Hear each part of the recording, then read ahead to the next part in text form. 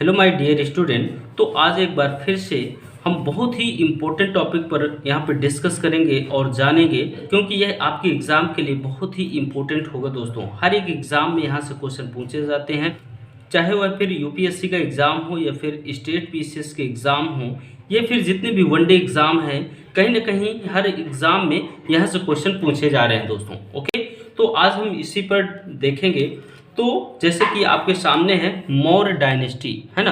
तो आज हम मौर्य वंश के बारे में यहाँ पे जानेंगे और बहुत सारे फैक्ट्स जानेंगे जो आपके एग्ज़ाम के लिए इम्पोर्टेंट है दोस्तों। तो दोस्तों, अगर आप पहली बार विजिट कर रहे हैं चैनल में तो वीडियो को ज़्यादा से ज़्यादा शेयर करें और चैनल को सब्सक्राइब कर लें। ओके, क्योंकि आपको ऐसे ही इम्पोर्टेंट जितने भी फैक्ट्स हैं, जितने भी नोट्स हैं, यहाँ पे आपको प्रोवाइड किए जाएंगे, जिससे कि आप आसानी से एक क्विक रिवीजन आप कर सकते हैं यहाँ से। ओके, तो जानते हैं मौर्य डायनेस्टी के बारे में।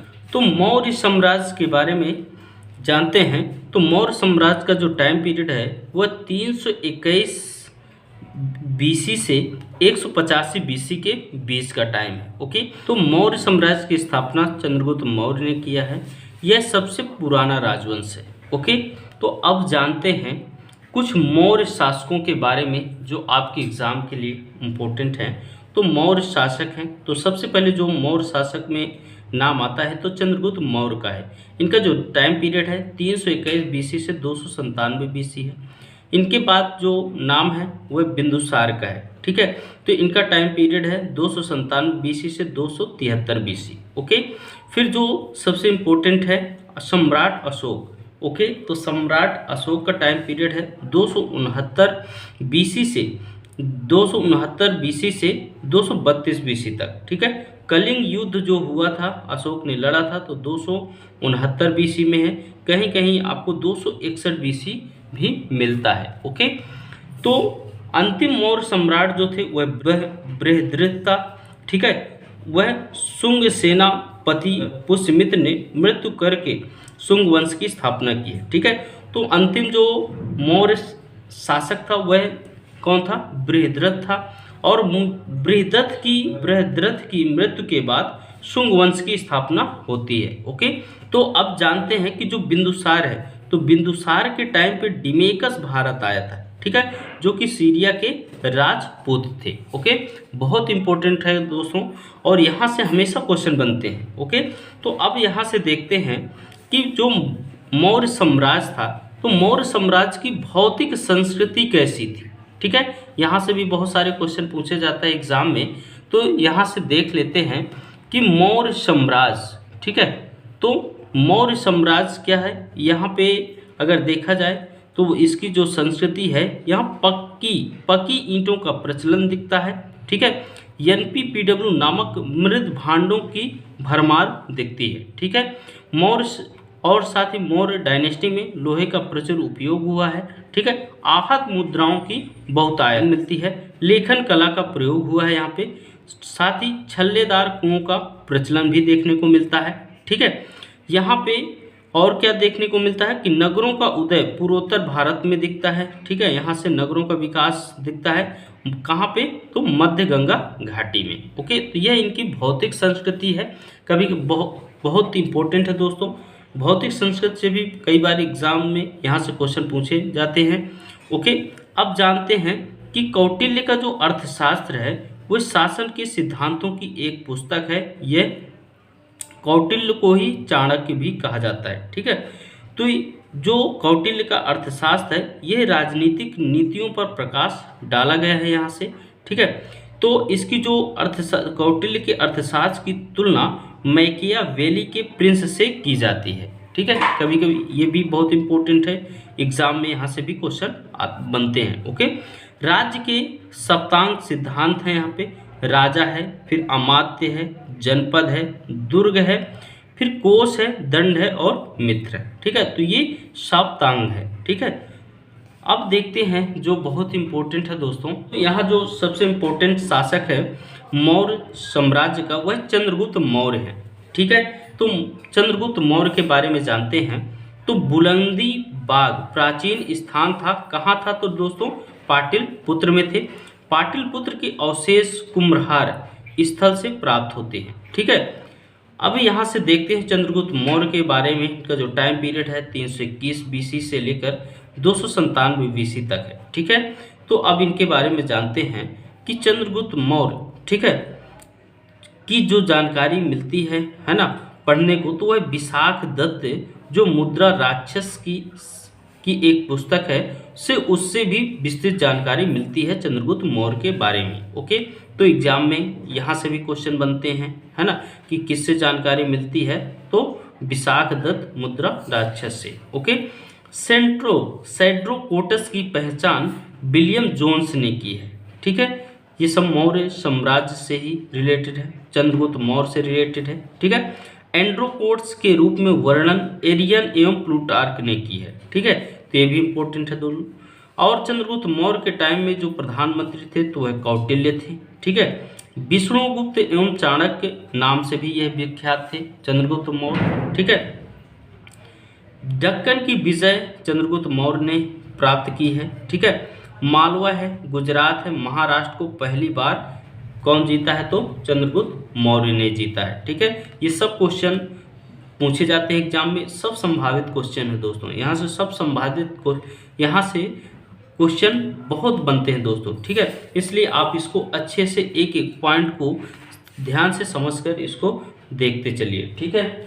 इनका जो साम्राज्य है मौर्य, चंद्रगुप्त मौर्य का, उनका साम्राज्य देखने को मिलता है तो साम्राज्य ब्यास नदी से सिंधु नदी तक फैला हुआ था, ठीक है। रुद्रदामन का जूनागढ़ शिलालेख से साम्राज्य का विस्तार पश्चिम भारत में भी दिखता है, ठीक है। गुजरात तक इनका जो विस्तार हुआ दिखता है, ठीक है। अब इसके बाद देखते हैं कि सिकंदर के साम्राज्य के पूर्वी भाग के शासक सेल्यूकस की आक्रमणकारी सेना को 305 ईसा पूर्व में परास्त किया है। किसने किया है, तो वह चंद्रगुप्त मौर्य ने किया है, ठीक है। फिर है कि सेल्यूकस निकेटर, ठीक है, सेल्यूकस निकेटर मौर्य की राज्य, ठीक है, मेगस्थनीस सेल्यूकस निकेटर द्वारा चंद्रगुप्त मौर्य की राज्यसभा में भेजा गया यूनानी राजपूत था, ठीक है। तो चंद्रगुप्त के दरबार में मेगस्थनीस आया था, ठीक है, जो सेल्यूकस निकेटर द्वारा चंद्रगुप्त मौर्य के राज दरबार में भेजा गया था, जो कि एक क्या था, यूनानी राजदूत था, ठीक है। मेगस्थनीस की जो पुस्तिका है इंडिका, तो इंडिका से पाटलिपुत्र का नगर प्रशासन का वर्णन देखने को मिलता है। साथ ही मौर्य साम्राज्य का 7 वर्गों में विभाजन का उल्लेख भी देखने को मिलता है। और जो सबसे इम्पोर्टेंट है दोस्तों, कि चंद्रगुप्त मौर्य ने ही सुदर्शन झील की खुदवाई करवाई थी। ये बहुत इम्पोर्टेंट है दोस्तों, लगभग हर एग्जाम में यह क्वेश्चन देखने को मिलता है यहाँ से, ठीक है। अब देखते हैं ये जो नोट्स हैं, तो ये बहुत इम्पोर्टेंट है, आपके एग्ज़ाम के लिए बहुत ही रामबाण साबित होगा। तो दोस्तों इसको अंत तक देखें और वीडियो को शेयर करते रहें ताकि और भी स्टूडेंट्स इसका यूज़ कर सकें। अब जानते हैं अशोक के बारे में। तो अशोक को भाब्रू अभिलेख में प्रियदर्शी कहा गया है, ठीक है, जो सभी के लिए प्रिय हो और जो दूसरों के साथ दयापूर्ण व्यवहार करे। ओके, नेक्स्ट है कि मास्की अभिलेख में इनको बुद्ध शाक का दर्जा दिया गया है, ठीक है। तो अशोक के बारे में देखते हैं, बहुत इंपॉर्टेंट है। ज़्यादातर यहाँ से जो क्वेश्चन बनते हैं अशोक से रिलेटेड, तो ज़्यादातर इनके अभिलेख से मिलते हैं, ठीक है। तो देखते हैं एक एक करके। तो अशोक हैं, तो अशोक का टाइम पीरियड बताया था कि 269 से 232 है, ठीक है। कहीं कहीं 261 से भी इनका टाइम पीरियड देखने को मिलता है। ओके, तो अशोक ने श्रीनगर की स्थापना की थी, ठीक है। सांची का स्तूप बनवाया था इन्होंने, ठीक है। सारनाथ स्तंभ का भी निर्माण इन्होंने करवाया था। तो सारनाथ स्तंभ का निर्माण भी अशोक ने करवाया था। अशोक को सहिष्णुता, उदारता एवं करुणा का त्रिविध आधार माना जाता है, ठीक है। द्वितीय शिलालेख से भारत की विस्तार है। चोल, पांड्य, सत्यपुत्र, केरलपुत्र एवं श्रीलंका को छोड़कर सर्वत्र था, ठीक है। तो इनका विस्तार के बारे में इसको दिखाया गया है, ठीक है। साथ ही भारत का प्रथम अस्पताल एवं औषधि का निर्माण भी इन्होंने करवाया था अशोक ने। 269 ईसा पूर्व के लगभग मगध के सिंहासन के लगभग 269 ईसा पूर्व के लगभग इन्होंने मगध के सिंहासन पर बैठा था। अभिलेखों में देवानाम प्रिय कहा गया है, ठीक है, जो देवताओं को प्रिय या देखने में सुंदर माना गया है, ठीक है। देवानाम प्रियदर्शी भी कहा गया है, ठीक है। अशोक और उसका पौत्र दशरथ बौद्ध धर्म का अनुयायी था, ठीक है। तृतीय शिलालेख से 3 पदाधिकारियों का उल्लेख मिलता है, ठीक है। युक्त राजस्व वसूलते थे, राजुक भूमि की पैमाइश जो वर्तमान में बंदोबस्त अधिकारी हैं, ठीक है, अधिकारी थे। प्रादेशिक मंडल का प्राधीन अधिकारी होता था, न्याय का कार्य करता था। ओके, साथ ही पुराणों में अशोक वर्धन कहा गया है, ठीक है। अशोक को पुराणों में अशोक वर्धन कहा गया है, ठीक है। शिलालेखों की इनकी जो भाषा थी वह प्राकृत थी, ठीक है। नेक्स्ट है कि शिला अभिलेख फर्स्ट प्रथम में पशु बलि पर रोक लगाई गई है, ठीक है। तो यह पहले प्रथम अभिलेख से जानकारी मिलती है कि जो अशोक ने पशु बलि पर पूर्णतः प्रतिबंध लगाया था, ठीक है। शिलालेख जो इनका 12वां था, ठीक है, तो उसमें पूर्ण रूपेण धार्मिक सहिष्णुता के प्रति समर्पण का भाव दिखाया गया, ठीक है। अशोक के 13वें अभिलेख में, ठीक है, कलिंग युद्ध की विजय तथा क्षतियों का वर्णन के बारे में यहाँ पे प्रकाश डाला गया है। ओके, कालसी उत्तराखंड के देहरादून जिले में स्थित अशोक का एक शिलालेख है, ठीक है। ये सब एग्जाम में पूछे जाने वाले क्वेश्चन यहाँ से बनेंगे, ठीक है।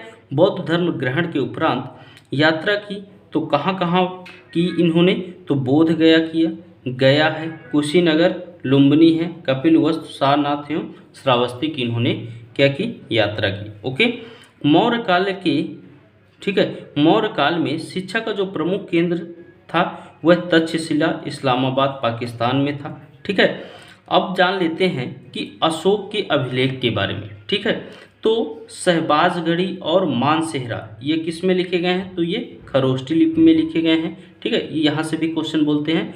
और जो अभिलेख को सबसे पहले पढ़ा तो जेम्स प्रिंसिप ने सर्वप्रथम अभिलेख को पढ़ा था, ठीक है। वहीं कालसी है, गिरनार और मेरठ अभिलेख को जो लिखे गए हैं वह ब्राह्मी लिपि में लिखे गए हैं। ओके, अब देख लेते हैं कि दाईं ओर से बाईं ओर लिखी जाने वाली जो लिपि होती है वह खरोष्टी लिपि होती है, ठीक है। यह अगर देखने को मिलता है इसका प्रभाव तो ज़्यादातर उत्तर पश्चिम भारत में यह लिपि प्रचलित थी। ओके, रुद्रदामन का जो जूनागढ़ अभिलेख से चंद्रगुप्त मौर्य एवं अशोक दोनों का उल्लेख मिलता है, ठीक है। वहीं मास्की गुर्जरा नेत्यूर एवं उडेगोलम के लेखों में अशोक का व्यक्तिगत नाम भी मिलता है, ठीक है। तो गुर्जरा कहाँ पर है, मध्य प्रदेश दतिया में है, ठीक है। ये हर एक क्वेश्चन, हर एक टॉपिक, हर एक जो यहाँ पे फैक्ट्स है सभी एग्जाम में क्वेश्चन यहाँ से पूछे जाएंगे। ओके, अशोक ने स्वयं को मगध का सम्राट बताया था, ठीक है। भाब्रू जिसका मतलब क्या है, जिसका मीन्स बैराट। स्तंभ लेख में अशोक के दूसरे एवं 13वें शिलालेख में संगम राज्यों जैसे कि चोल, पांड्य, सतीपुत्र एवं केरलपुत्र सहित ताम्रपर्णी, श्रीलंका की सूचना भी मिलती है। तो दोस्तों यह मौर्य साम्राज्य से रिलेटेड महत्वपूर्ण फैक्ट थे जो आपके एग्ज़ाम में यहाँ से क्वेश्चन देखने को मिलते हैं। तो दोस्तों हमने इसको डिस्कस करने का प्रयास किया और आई होप आपको यह समझ में आया होगा दोस्तों। तो आप वीडियो को आप शेयर भी करते रहें जिससे कि और भी लोग इसका यूज़ कर पाएँ और साथ ही चैनल को सब्सक्राइब कर लें ताकि जब भी हम नेक्स्ट वीडियो डालें तो आप उसको देख पाएँ, ठीक है। तो दोस्तों इसी के साथ मिलते हैं नए टॉपिक के साथ। थैंक यू, जय हिंद।